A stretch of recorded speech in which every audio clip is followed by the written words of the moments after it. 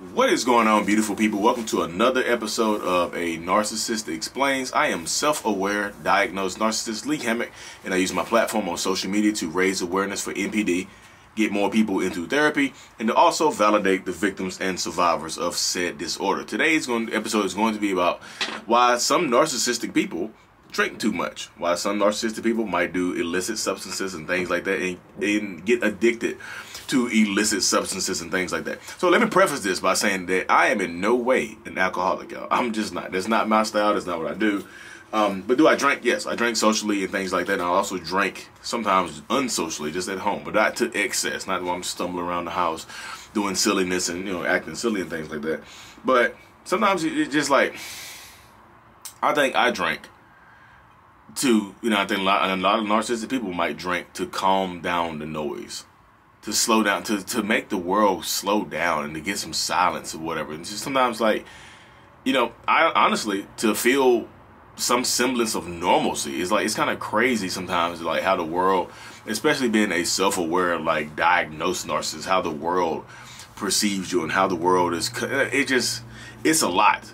It's a lot to deal with, especially even before I was diagnosed. I felt the same way. I would just drink sometimes. I used to carry my flask around with me to acting jobs and things like that, just to calm myself down, just to feel normal, to let the guard down. Because as a narcissistic person, a lot of narcissists are going to be super protective of themselves. The ego is going to be so big and also so fragile. It's like a big tower, big glass tower.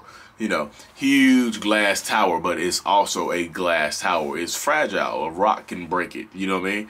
So if you're dealing with a narcissist or a toxic person or whatever, you get into these situations where, like, a lot of them are going to be very, very, emotional people. Well, not necessarily emotional people, but people that are emotionally unavailable. And sometimes the drinking, like, can help narcissistic people become more of themselves. It's when they get to the excess is when it becomes a huge issue. But that's because when it gets to the excess, because when you drink, if you've drunk before, I know everybody hasn't drank or things like that or done any kind of illegal substances, but when you drink, if you first started drinking, it doesn't take you that much to kind of get to that level. Whatever, maybe a shot or two, you good. You a swig of the flask, and you're good. You're good to go. Your inhibitions have been lowered. You feel kind of normal. The world has slowed down, and the voices, have kind of stopped.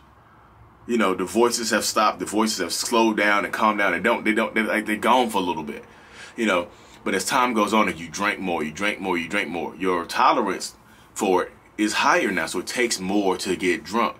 And you start doing more things. You start doing, like, the alcohol doesn't work anymore. It doesn't calm the voices or slow the world down like it used to. It doesn't, lower my inhibitions, allow me to be more of myself and let my guard down a little bit. Like, to open the door to the glass tower. It doesn't allow me to do that right now. So let me drink more. And then you start drinking to excess, to where you drink the excess every single day. And then you get a narcissistic person that becomes an alcoholic because now they need it.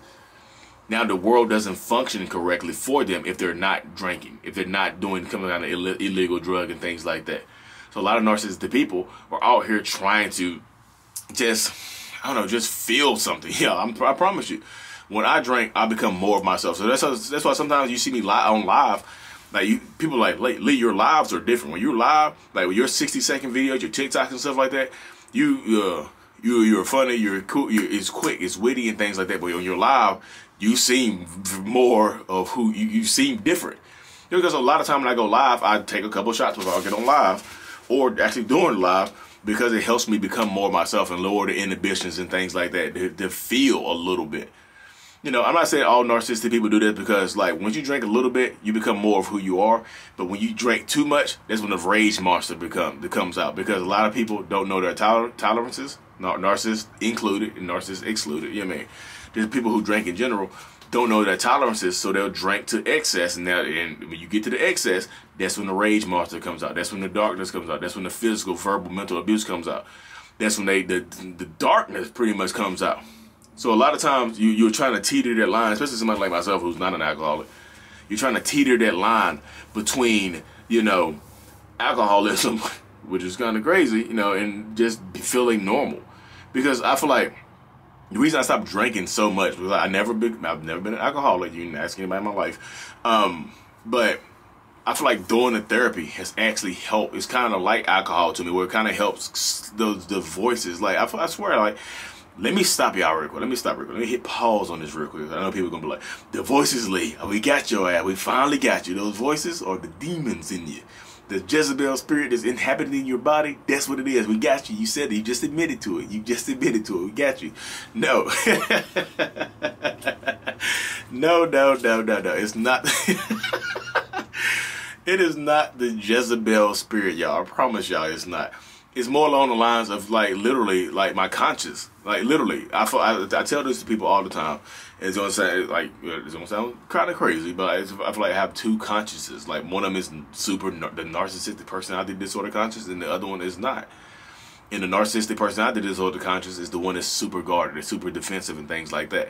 So when I drink a little bit, that consciousness kind of goes away, right? The consciousness kind of goes away, and I feel real. I do feel real. When I take a couple shots, I feel real. I'm outgoing, I'm bouncy and stuff like that. I'm fun. But then when you go to take to the next level, that's when the narcissistic conscience kicks back in, and you become the rage monster. The darkness kicks in, and you start cussing people out and fighting and all kinds of shit. You start doing crazy stuff to your husband and wives and kids and things like that.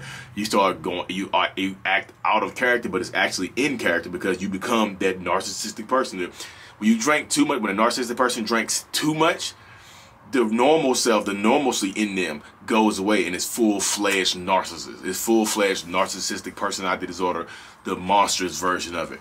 Because the normalcy is gone. The decent part of them is gone. If there's some decency in them, it's gone. When you drink too much, the decency is gone.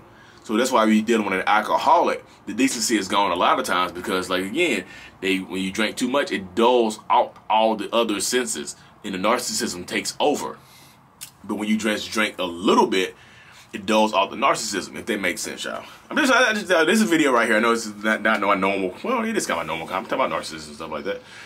I'm just trying to give y'all a reason behind why narcissists drink. Because I was just thinking about the other day. I was just taking a swig. What am I drinking for? You know, I had absolutely no reason to drink. Life going good. I'm chilling.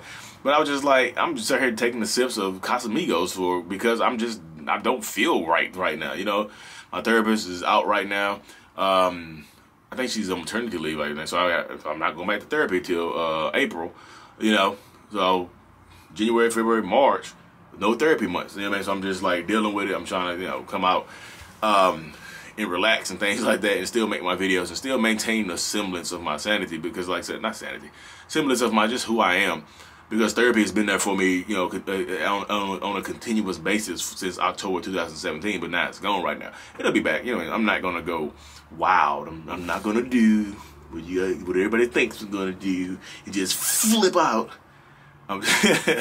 What I'm going to do is actually, you know, I'm just gonna be me.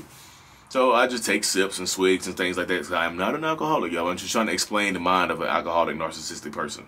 Because, you know, when you like I said, a little bit of alcohol dulls out the narcissism, but too much dulls out the other part, the decent part, the decency, the fun part of who they might be.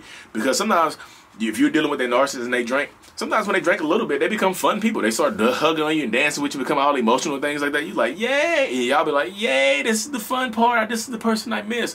They become the person you probably met at the beginning of the relationship.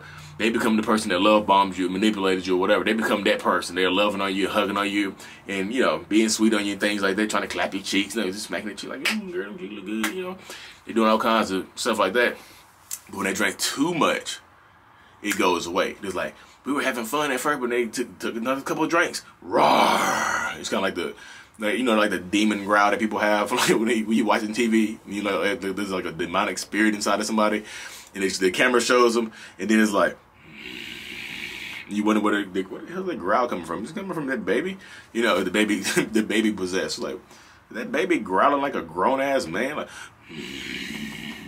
it is. That baby is possessed, you know. That's kind of how the narcissists. That's kind of how the narcissistic people are, y'all. When they drink too much, I'm just telling you, it's like really, it really is a wild phenomenon when you're dealing with narcissistic people. That's why I tell y'all, like, I want people to win. You know, I want people to win to the point where when you're dealing with narcissistic people, like, there's nothing you can do about the narcissistic part of them, but the alcoholic part of them, like. I don't know. Like I've never dealt with an alcoholic before, honestly. But I just feel like in that circumstance, you either have to leave that person alone, do an intervention, or protect yourself, because you just never know what they are capable of when they're drunk. Like that's why you can kind of get confused when you're dealing with a narcissist, and they're sweet sometimes, and when they get drunk they beat you up. You're like, which person are you? And then they start drinking, and they start drinking on a consistent basis. I've done one-on-ones with people before that have actually, I've done one-on-ones with people before that have actually like 100%, like, it's kind of wild. I've done one-on-ones with people that have told me their alcoholic boyfriend or girlfriend, or not girlfriend, boyfriend or husband drinks 12 to 24 beers a day, like cans. I'm like, God, they're like, what the room for the food at? I'm like, you just running on alcohol. It literally energized by alcohol. How the hell y'all be doing that? I'm like, are they kind of out of shape or whatever? Beer belly? Like, no, because they don't eat. They don't eat anything. There's no room for food. There's just literally room for alcohol. That's all the room they have is for alcohol. You know what I mean? So I feel like right now, where you stand right now, you're in a position of power. You just have to be the one to take the power back, to exercise the power, because it's your power. It really is. So in circumstances like this, or in situations like this, take back your power and stand in your truth, because like you can't help a narcissist. First of all, you don't have the power to do that. You can't fix a narcissistic person. And if you add in the addiction or the alcoholism, they can manufacture and mix up to be a very, very dangerous person. So if you found about alcoholism in the beginning of a relationship, they say, like, I have a drinking problem, then y'all, if that ain't a damn red flag, I'm gonna wrap the mic in a red flag real quick, because I need to talk through this right here to y'all. If you're looking at this on YouTube, if you see me wrapping my mic in the red flag right now, y'all hear that? Just the red flag rubbing against the mic right there, because that's literally what they be doing in life. I'm taking it off. The red flag will literally rub it against the mic, because if they tell you they have these problems up front, y'all, I'm not telling you to run away. I'm telling you to sprint. Why y'all trying to take on alcoholics? Like, I'm just telling you, that's a and I know they're like, Lee, there's the lack of empathy. We caught you. There's the lack of empathy kicking in. You don't care about people that, can you fix an alcoholic? Your first date, they tell you, hey, I'm an alcoholic. What the hell, I love you. You gonna say I love you? How do you answer that question? Move in with me. Let's get married. What? No. You can't heal that. Sometimes they'll sneak and drink. They'll be sneaking drink. They got alcohol be in the car or in the trunk, or buried outside like a damn chipmunk, like a chipmunk burying acorns or some shit. You know what I mean? So y'all have to be safe. Take care of yourself. And like I said, you can't heal a narcissistic person. You might get help with alcohol. I don't understand that part of it right there, but like, I'm not gonna speak on it. But anyways, y'all have to hop off this thing. Be safe. Take care of yourselves. Like and subscribe for more, and turn on those notifications, because we're going live tonight on YouTube channel. Anyways, y'all, thank y'all for tuning in. Like and subscribe for more, of course. Mental Healness is out. Peace. In my